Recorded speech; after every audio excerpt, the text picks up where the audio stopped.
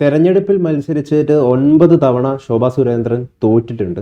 10ാമതും തോൽക്കാൻ തന്നെയാണോ അവരുടെ വിധി? അവരെ തോൽപ്പിക്കാനാണോ പലരും ശ്രമിക്കുന്നത്? ഇപ്പോൾ വലിയൊരു വിവാദം പൊട്ടി തെറിച്ചിരിക്കുകയാണ്. അതായത് ഇവർ പൈസ കൊടുത്തിട്ടാണ്, ഇവർക്കൊരു പ്രത്യേകതയുണ്ട്, ഇവിടെ മത്സരിച്ച് കഴിഞ്ഞാലും മുമ്പ് ആ മണ്ഡലങ്ങളിൽ ഉണ്ടായതിനേക്കാൾ കൂടുതൽ വോട്ട് ഇവർ മേടിക്കുന്നുള്ളതാണ് ശോഭാ സുരേന്ദ്രൻ്റെ ഒരു പ്രത്യേകത. ആ വോട്ടൊക്കെ ഇവർ മേടിക്കുന്നത് തിരഞ്ഞെടുപ്പിന് മുമ്പ്, പോളിംഗ് ബൂത്തിൽ എത്തുന്നതിന് മുമ്പ് ആളുകൾക്ക് പൈസ കൊടുത്തിട്ടാണ്. അതായത് ഇന്ന് വന്ന് പൊട്ടിപ്പുറപ്പെട്ട വിവാദം കൃത്യമായി പരിശോധിച്ച് കഴിഞ്ഞാൽ നമുക്ക് മനസ്സിലാവുന്ന കാര്യം, ഒരു കൃത്യമായുള്ള ഒരു ഗൂഢാലോചന ഇതിൻ്റെ പിന്നിൽ പ്രവർത്തിച്ചിരിക്കുന്നു എന്നുള്ളതാണ്. കാരണം ഈ സംഭവം നടന്നു എന്ന് പറയുന്നത് ഒരാഴ്ച മുമ്പ് എന്നാണ് പറയുന്നത്.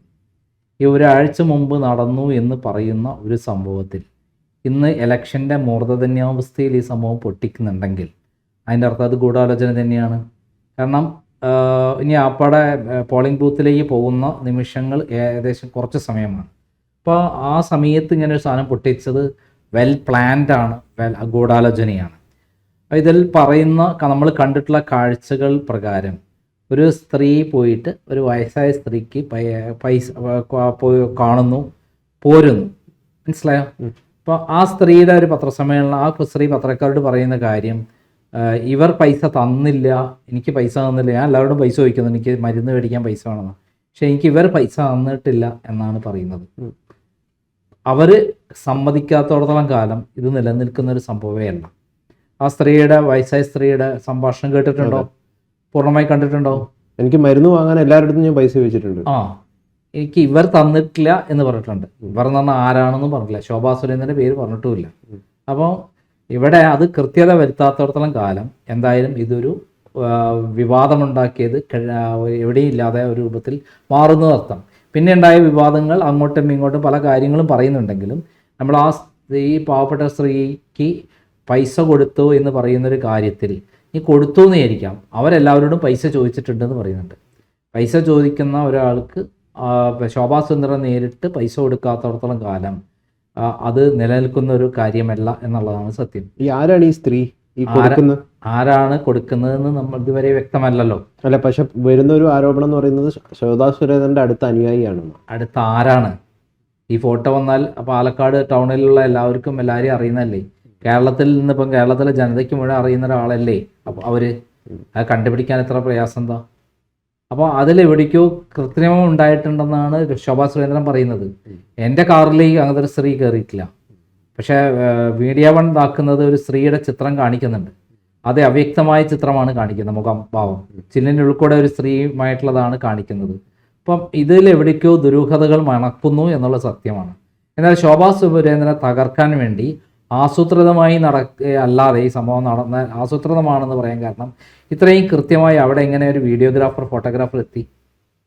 അപ്പോൾ ശോഭാ സുരേന്ദ്രനെ പിന്തുടർന്ന് ആരൊക്കെയോ കളിക്കുന്നുണ്ട്, ആരൊക്കെയോ പ്ലാൻ ചെയ്തിട്ടുണ്ട്. അവരെ ടാർഗറ്റ് ചെയ്യാൻ വേണ്ടിയിട്ട് കഴിഞ്ഞ കുറേ കാലമായി നടത്തുന്ന പല കാര്യങ്ങളിലും പോലെ ഇവിടെയും അത് നടന്നിരിക്കുന്നു എന്നുള്ളതാണ്. കൃത്യമായി പറഞ്ഞാൽ പാലക്കാട് അവർ വിജയിക്കുന്നു എന്നുള്ള വലിയ ഒരു പ്രചരണം എല്ലാ ഭാഗത്തും വന്നിട്ട് അവിടെ ചെന്ന് കഴിഞ്ഞാലും നമുക്ക് ബോധ്യമാകും അവർ വിജയിക്കാൻ സാധ്യതയുണ്ടെന്നുള്ളത്. അവിടെ UDF സ്ഥാനാർത്ഥിയുടെ പോരായ്മ കൊണ്ടല്ല, ശോഭാ സുരേന്ദ്രൻ അത്ര മികച്ച സ്ഥാനാർത്ഥി ആയതുകൊണ്ടാണ് അവർ മുന്നിട്ട് നിൽക്കുന്നത്. ആ മുന്നിട്ട് നിൽക്കുന്ന ശോഭാ സുരേന്ദ്രൻ്റെ യാത്രയെ തടയാൻ അല്ലെങ്കിൽ വിജയത്തെ തടയാൻ വേറൊരു മാർഗമില്ലാതിരിക്കുമ്പോഴാണ് മുമ്പ് നമുക്കറിയാം പിണറായി വിജയൻ ഉമ്മൻചാണ്ടിയെ തകർത്തെങ്ങനെയാണ്? സരിതാ നായരെ കൊണ്ടുവന്ന് ഗണേശനും ഉമ്മൻചാണ്ടിയും പിണറായിയും കൂടെ 25 കോടി രൂപ കൊടുത്ത് അങ്ങനെയാണ് അവർ പ്ലാൻ ചെയ്യുന്നത്. പത്രക്കാർക്ക് 10 കോടിയും 10 കോടി സരിതാ നായർക്കും കൊടുത്തിട്ടാണ് അങ്ങനെ ഒരു പ്ലാൻ ചെയ്യുന്നത്. പിന്നീട് ആ സത്യം എന്തായി? അത് അന്വേഷണം നടത്തി അങ്ങനെ ഒരു കാര്യം നടന്നിട്ടേ ഇല്ല. മുഖ്യമന്ത്രി ഉമ്മൻചാണ്ടി ക്ലിഫ് ഹൗസിൽ വെച്ച് തന്നെ ലൈംഗികമായി ഉപയോഗിച്ചു എന്ന് പറയുന്ന പ്രസ്താവന ഒരു തരത്തിലും യോജിക്കുന്നതല്ല എന്ന് പറയാൻ കാരണം ആ ദിവസം അവിടെ ഉമ്മൻചാണ്ടി ഉണ്ടായിരുന്നില്ല. അദ്ദേഹത്തിൻ്റെ യാത്രാ വിവരണങ്ങൾ ഔദ്യോഗിക തലത്തിൽ രേഖപ്പെടുത്തുന്നതാണ്. അങ്ങനെയുള്ള സ്ഥലത്ത് ഉമ്മൻചാണ്ടിയെ കൊടുക്കാൻ വേണ്ടി സകല പണി നോക്കിയിട്ടും പിണറായിയുടെ പോലീസ് നടത്തി, പിണറായി ക്രൈംബ്രാഞ്ച് നടത്തി, അവസാനം കേന്ദ്രത്തിൻ്റെ CBI അന്വേഷണം നടത്തിയിട്ടും ഉമ്മൻചാണ്ടിക്കെതിരെ യാതൊരു സത്യവുമില്ല എന്ന് തെളിഞ്ഞിട്ടുള്ളതാണ്. അതായത് നിരന്തരമായ വേട്ടയാടലാണ് ഉണ്ടായിട്ടുള്ളത്. ഇതുപോലെയാണ് ഇവിടെ ശോഭാ സുരേന്ദ്രൻ്റെ കാര്യം. ശോഭാ സുരേന്ദ്രൻ്റെ കാര്യത്തിൽ പിണറായി വിജയനെതിരെ ഏറ്റവും ശക്തമായി ആഞ്ഞടിക്കുന്ന കൃത്യമായി പറഞ്ഞാൽ പോരാട്ടം നടത്തുന്ന ഒരാളാണ്. ഔദ്യോഗിക BJPയുടെ നിലപാടിനെതിരെ മാറി നിന്നുകൊണ്ട് പിണറായി വിജയനെതിരെ ഫൈറ്റ് ചെയ്യുന്ന ഒരു രാഷ്ട്രീയ പ്രവർത്തകയാണ് ശോഭാ സുരേന്ദ്രൻ. അവർ നമുക്കറിയാം, മുമ്പ് പാലക്കാട് 2011 22,000 വോട്ടുള്ളത് 2016 ആകുമ്പോഴേക്കും അത് അവർ നിന്നപ്പോൾ 40,000 വോട്ട് കിട്ടി. O രാജഗോപാൽ നിന്നപ്പോൾ 12,000 വോട്ടായിരുന്നു. പിന്നെ 2016 ആകുമ്പോൾ 40,000 വോട്ട് കിട്ടി. ഇതേപോലെ തന്നെ നമുക്കറിയാം, അവർ ആറ്റിങ്ങിൽ നിന്നപ്പോൾ വെറും 99,000 വോട്ടുള്ളത് 2,48,000 വോട്ടാക്കി മാറ്റി. ഇതേപോലെ തന്നെയാണ് ആലപ്പുഴയിൽ 1,72,000 വോട്ട് എടുത്ത് കിട്ടിയ സ്ഥലത്ത് 2,99,000 വോട്ടാക്കി. അതായത് 3 മുന്നണികളും ഈക്വൽ ഫൈറ്റാണ് ആക്കി മാറ്റിയത്. അവർക്ക് ശരിക്കും കായംകുളമോ അല്ലെങ്കിൽ ഹരിപ്പാടോ കൊടുത്തിരുന്നെങ്കിൽ ഇത്ര പ്രശ്നം ഉണ്ടാകുമായിരുന്നില്ല. പാലക്കാട് അവർക്ക് വിരോധികളായ, കൃത്യമായി പറഞ്ഞാൽ BJPകളിൽ വലിയ സ്പർദ്ധയുള്ള സ്ഥലമാണ്. ഇത്തവണ BJP കേന്ദ്ര നിരീക്ഷകരെ വെച്ച് കൃത്യമായി നടത്തിക്കൊണ്ടിരിക്കുമ്പോഴാണ് ഇങ്ങനെയൊരു കാര്യം കൃത്യമായി ഇപ്പോൾ പൊട്ടിമുളച്ചു വന്നിരിക്കുന്നത്. ഇത് സ്വാഭാവികമായിട്ടും അവരുടെ ഇലക്ഷനെ ബാധിക്കുമോ എന്ന് ചോദിച്ചാൽ നമുക്ക് പറയാൻ പറ്റില്ല. ഇലക്ഷൻ കഴിഞ്ഞാൽ മാത്രമേ പറയാൻ പറ്റൂ. ഈ ഉത്തരേന്ത്യൻ മോഡലൊക്കെയാണ് ഈ ഒരു രീതി എന്ന് പറയുന്നത്, പൈസ കൊടുത്തിട്ട് ആൾക്കാരെ കൊണ്ട് വോട്ട് ചെയ്യിപ്പിക്കുക എന്ന് പറയുന്നത്. അത് കേരളത്തിലും പാലക്കാടും പിടിമുറുക്കിയിരിക്കുന്നു എന്നാണ് ഇപ്പം ചില മാധ്യമങ്ങളൊക്കെ വാർത്ത കൊടുക്കുന്നത്. മാധ്യമങ്ങൾ, പ്രത്യേകിച്ച് മീഡിയ വൺ ആണ് ഇതിന് വേണ്ടിയിട്ട് പ്രാധാന്യത്തോടുകൂടി മുന്നിട്ടിറങ്ങി. അവരാണ് ഇത് കൊണ്ടുവന്നത് എന്ന് പറയുന്നത്. അപ്പം അവർ എന്തായാലും ശോഭാ സുരേന്ദ്രൻ്റെ വിജയത്തിന് വേണ്ടി നിൽക്കുന്ന ഒരാളല്ല, നിഷ്പക്ഷമായി നിൽക്കുന്ന ആൾക്കാരല്ല, BJPക്കെതിരെ നിൽക്കുന്ന ആളാണ്. പ്രത്യേകിച്ചും BJPയെ ടാർഗറ്റ് ചെയ്തിട്ട് തന്നെ പ്രവർത്തിച്ചു കൊണ്ടിരിക്കുന്നു എന്ന് നമുക്ക് അവരുടെ ഓരോ വീഡിയോയിലും കാണാൻ പറ്റും. ഇവിടെ ഉത്തരേന്ത്യ മോഡലാണോ എന്ന് ചോദിച്ചാൽ ഇവർ ആരൊക്കെങ്കിലും പറഞ്ഞ് നിർബന്ധിച്ച് വോട്ടിനാണ് പൈസ മേടിച്ചതെന്ന് എവിടെയും അവർ പറഞ്ഞില്ല. ആ സ്ത്രീ, വയസ്സായ സ്ത്രീ പറയുകയാണ്, എനിക്ക് വോട്ടിന് പൈസ തന്നാണ്, വോട്ട് ചെയ്യാൻ വേണ്ടി പൈസ തന്നാണ്, വോട്ട് ചെയ്യാൻ താമരയ്ക്ക് വോട്ട് ചെയ്യാൻ പറഞ്ഞു എന്ന് ആ സ്ത്രീ പറഞ്ഞിട്ടില്ല.